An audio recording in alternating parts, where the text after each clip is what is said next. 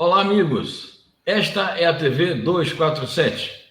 Estamos aqui na companhia do companheiro Franco Lopes, que é jornalista, doutorando em sociologia, ele que já é mestre em estudos de América Latina, fez um curso na Universidade de São Paulo, a USP, o curso do PROLAN, que é um curso muito especializado em questões internacionais, sobretudo estudos latino-americanos. Eu sou jornalista José Reinaldo Carvalho, sou aqui editor internacional do site Brasil 247 e tenho a honra de conversar com o Franco Lopes, que além dessas qualificações acadêmicas, é também um líder político.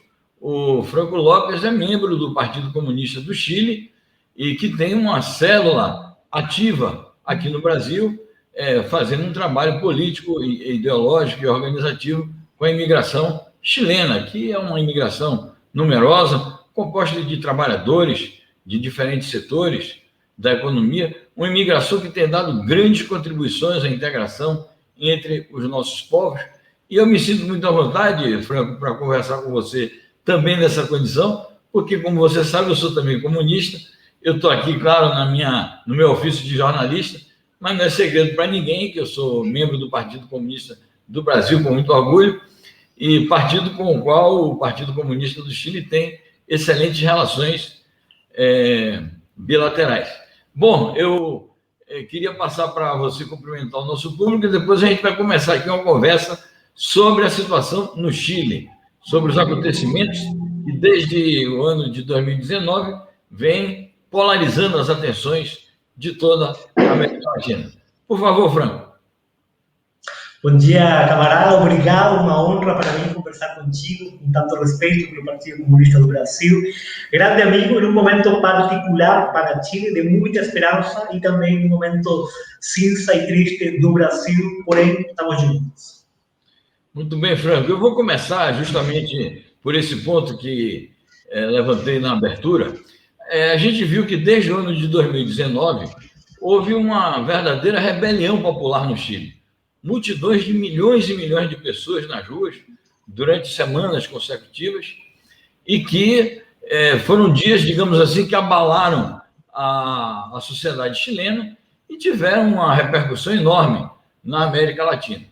Esse movimento resultou, um ano depois, na realização de um referendo para um plebiscito, para a convocação de uma Assembleia Constituinte.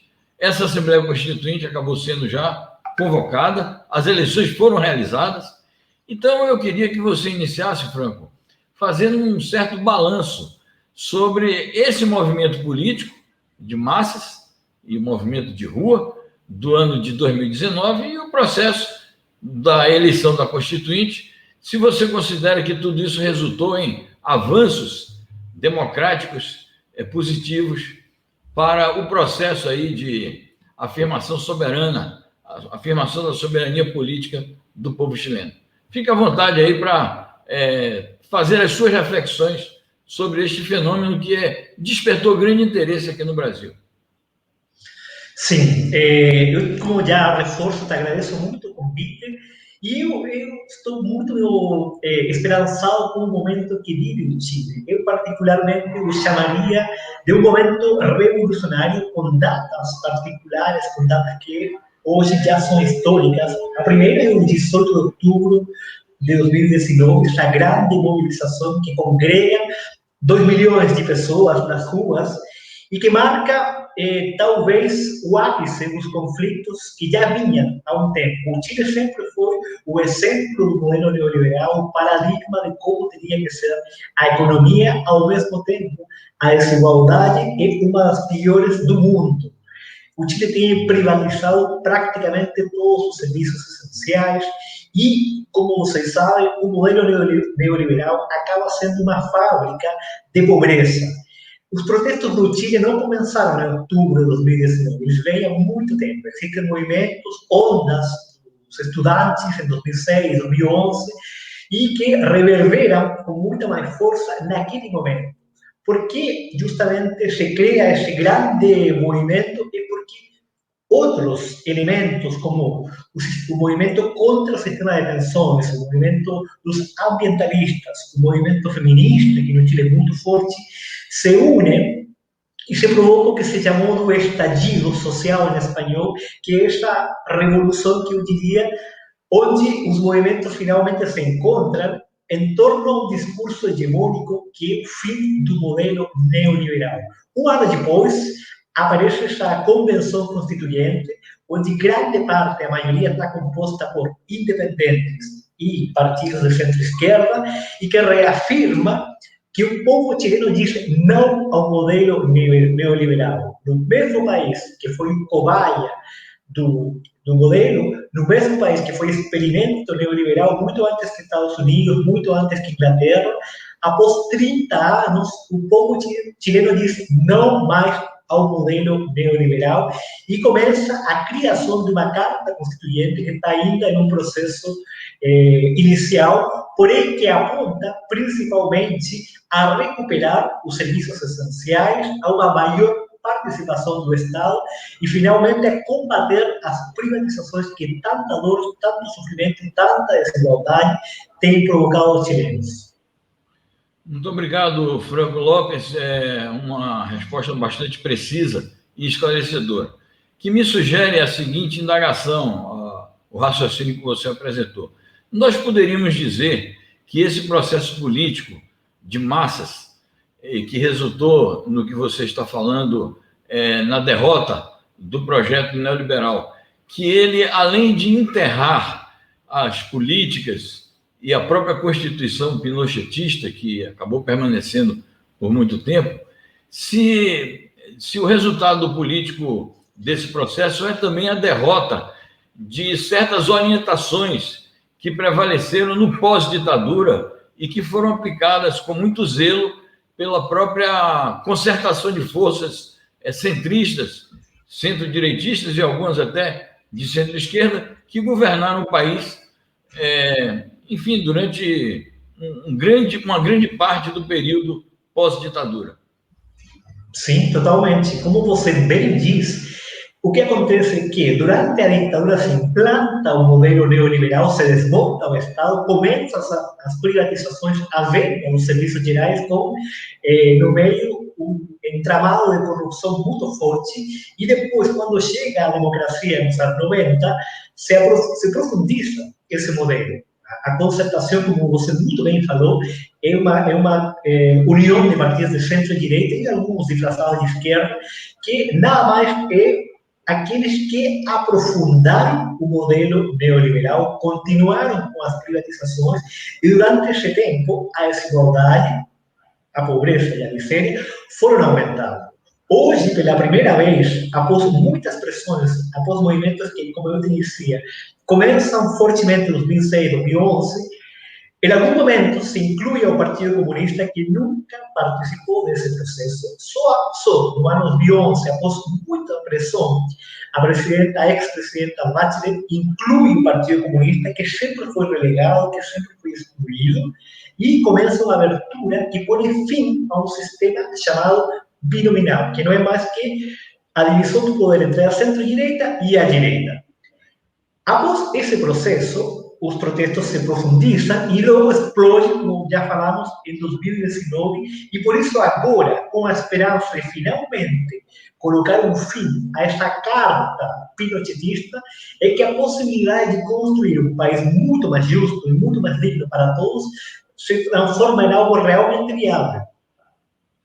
Muito bem, muito obrigado, Franco. Eu perguntaria também, a propósito das manifestações de 2019 e a projeção que elas tiveram no resultado da eleição para a Convenção Constituinte, eu perguntaria também o seguinte: surgiram, no auge daquele movimento em 19, algumas polêmicas relacionadas com a interação entre o movimento dos independentes e determinadas organizações sociais e os partidos políticos.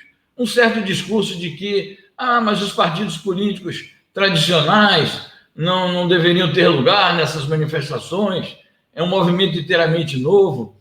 E a gente conhece um pouco essa história porque aqui no Brasil também, em algumas movimentações políticas, esse tipo de argumentação tem aparecido. E observamos que em outros lugares do mundo, em outros países também, de vez em quando aparecem essas polêmicas.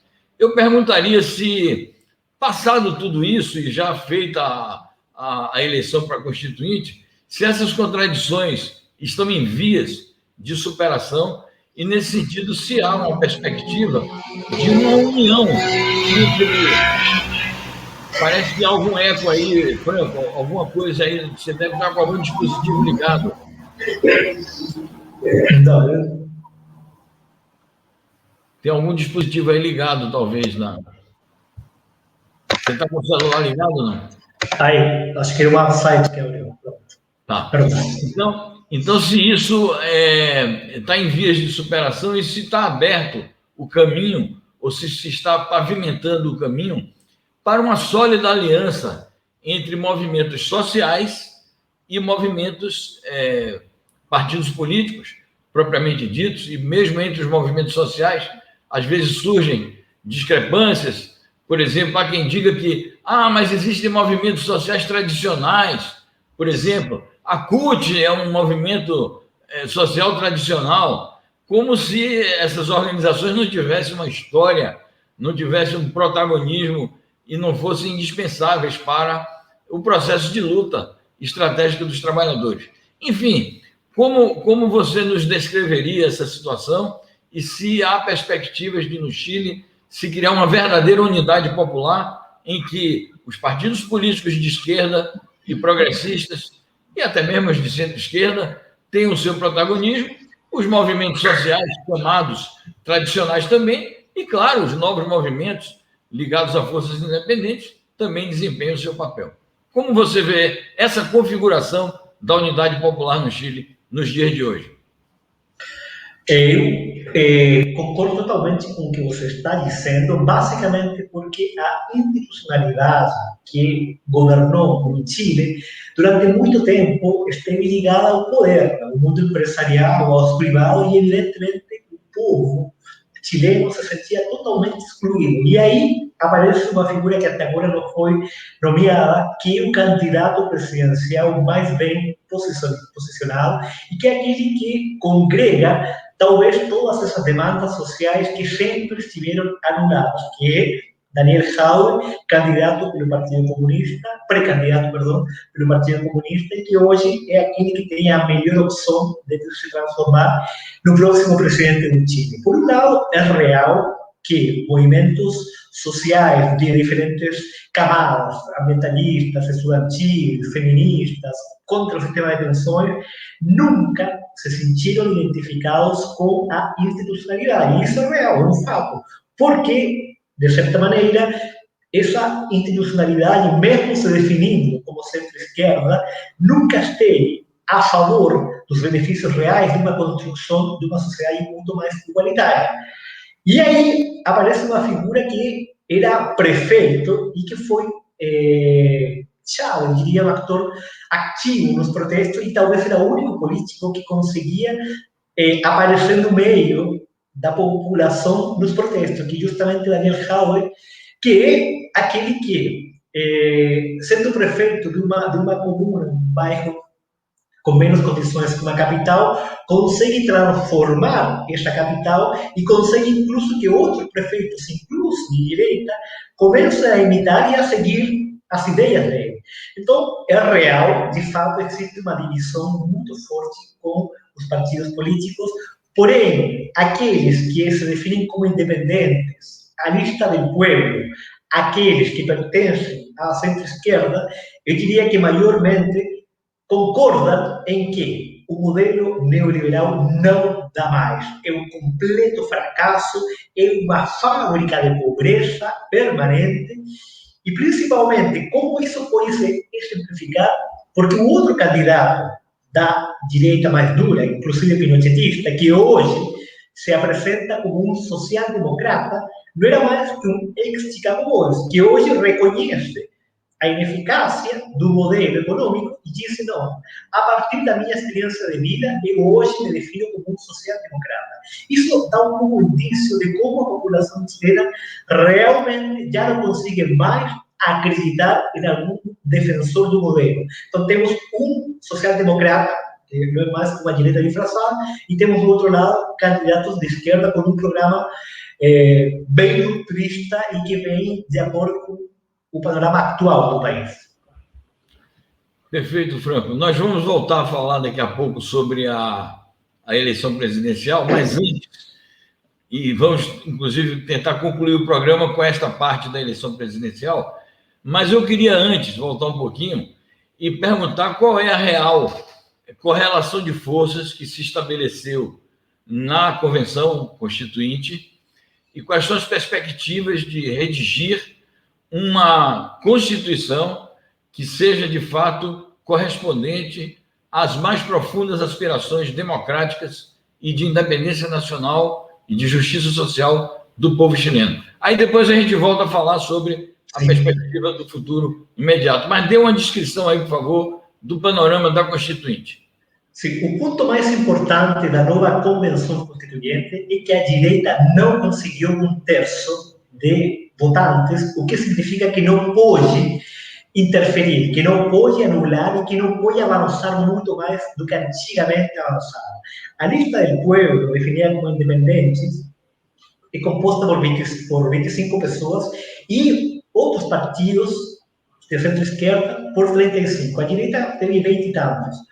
O ponto principal é que, perante isso, a construção de uma nova Constituição realmente democrática, realmente social, tem um caminho muito mais pavimentado e a direita, finalmente, só tem uma chance através das eleições do Congresso e do Senado, que vão ser mais para frente.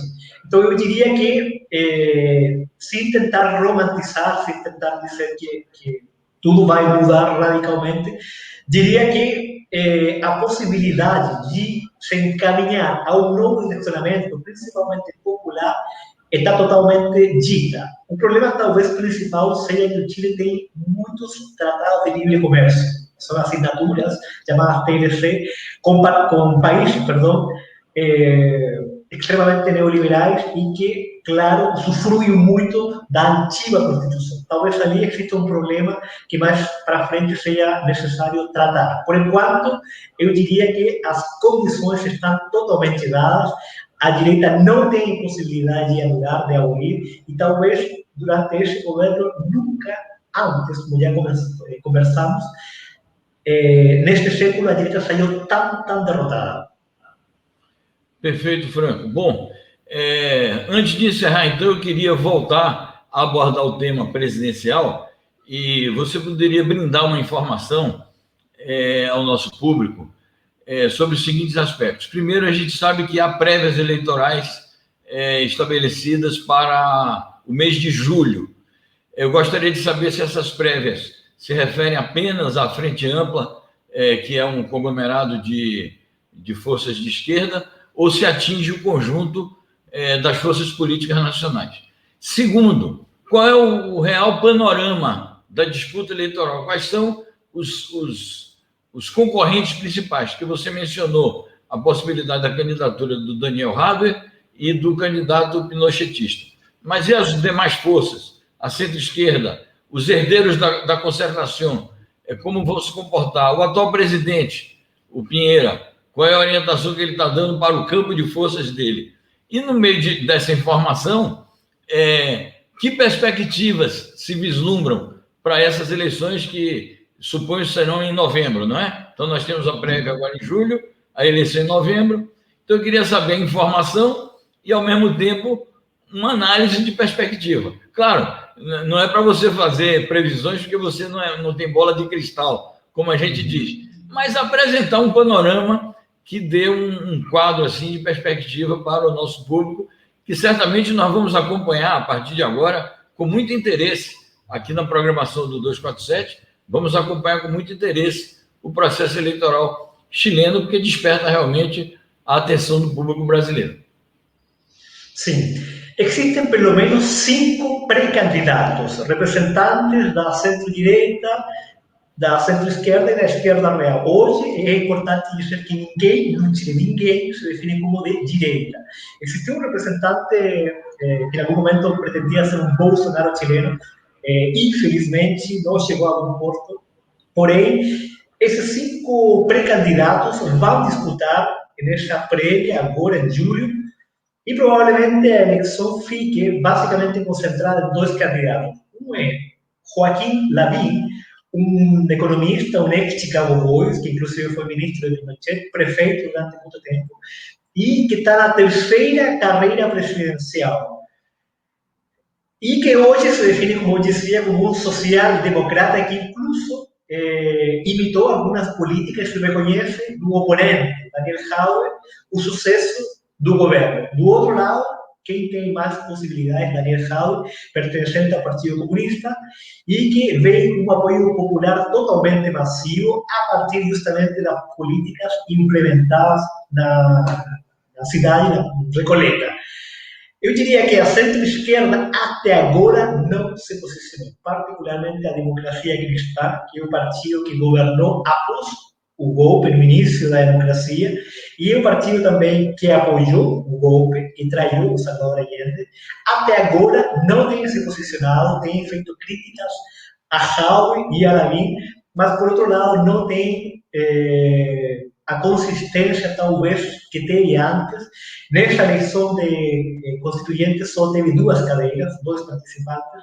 Então, antigamente diria que era um MDB, um partido, digamos, de centro-direita importante, e hoje é um partido que não tem a força, porém que até agora mantém um posicionamento duro. Então, basicamente, a eleição seria entre Joaquim Lavín, centro-direita, e Daniel Jadwe, Partido Comunista, representante de Força Popular. É claro que eu acredito profundamente que Daniel Jadwe tem sérias chances de se converter em atual presidente, porém, também não sou iluso, ingênuo, e eu acho que tem um caminho bastante complexo, porque o Chile, embora seja um país pequeno, geopoliticamente é um país muito importante.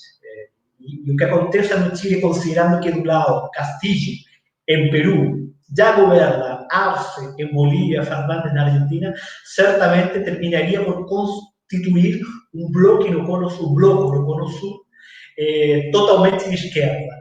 Vejo que vai ter um longo caminho de disputa, difícil, porém, confio que o povo chileno finalmente saberá escolher a melhor opção que representa o anseio popular.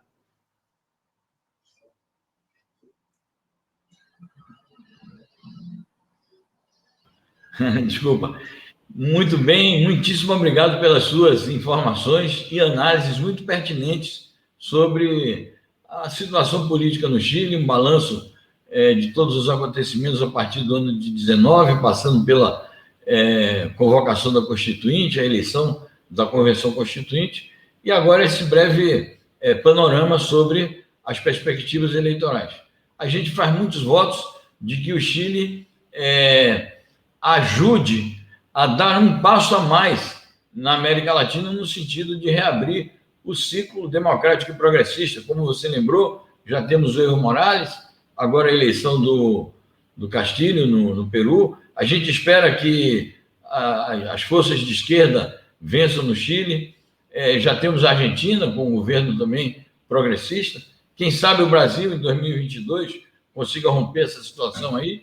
Enfim, de fato, o Chile é mais um fator que pode se incorporar a um processo de retomada das perspectivas progressistas em nossa região. Eu não sei se você quer acrescentar algo, a título assim, de despedida. O nosso público vai ficar muito gratificado com essa entrevista, essas informações e reflexões que você apresenta aqui. Não, eu sou muito grato a você, tenho imenso respeito por você, camarada. Fico feliz do interesse genuíno no Chile e espero que proximamente a gente consiga conversar em outra América Latina, em outra região muito mais unida, muito mais forte, que realmente consiga congregar os ideais massivos dos povos latino-americanos. Muito bem. Então, meus amigos, essa aqui é a TV 247, um programa de entrevistas. nós tivemos aqui a honra de apresentar uma entrevista com o Franco Lopes, que é jornalista, doutorando em Sociologia, é mestre em Estudos Latino-Americanos pelo PROLAN, da Universidade de São Paulo. Ele é chileno, radicado no Brasil, e faz um trabalho, juntamente com dezenas de camaradas, um trabalho político, ideológico e organizativo entre a imigração chilena, ele como membro do glorioso, mais do que centenário Partido Comunista do Chile. Muitíssimo obrigado, Franco Lopes. A gente aproveita para pedir ao nosso público que dê os likes, amplifique a nossa voz, apoie a TV 247, se tornando membro do nosso canal, se tornando um assinante, porque com isso o público estará fortalecendo esta que é a Voz da Resistência, este canal que contribui muito com o desenvolvimento das lutas democráticas e progressistas no Brasil e na América Latina. Muitíssimo obrigado a todos pela atenção e até uma próxima entrevista. Obrigado, Franco. Um forte abraço.